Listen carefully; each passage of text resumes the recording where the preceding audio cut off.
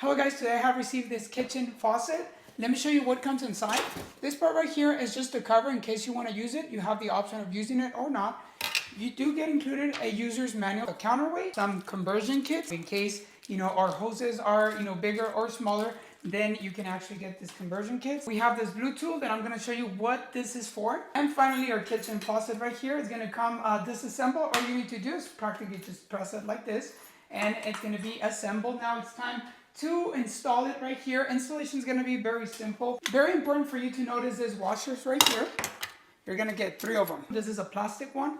This is a metal one.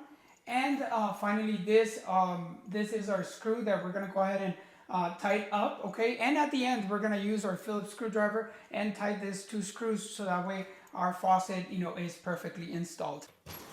Plastic washer goes in first, and then the metal one, and then this one we're going to use it to tighten everything up. Once we put it on the right position, then we're ready to use our Phillips screwdriver and tighten it up. Here we have marked blue, which is cold, and red, which is hot. We can use one of these to tighten up. Now it's time to connect this to this connector.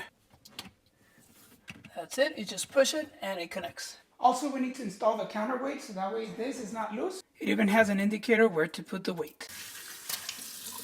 Look at how beautiful the faucet looks. This brushed nickel color is definitely very nice. The kitchen faucet has 3 modes, okay? First of all, it has this broom feature.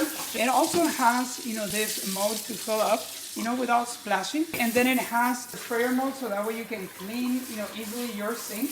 And it even pulls down about 20 inches. This is very versatile. Together with the 360 movement of this faucet, it's very useful. During our unboxing, I showed you this blue key. This is to remove the bubbler. Sometimes these faucets become clogged. So this one has this tool where you can easily just remove the bubbler. Then you simply rinse this, clean this, and install it again, and your faucet is completely clean. This guarantees a longer life for your faucet. You can do this installation yourself. As you saw, I didn't require much of tools. I didn't require a plumber, no professional, experience at all.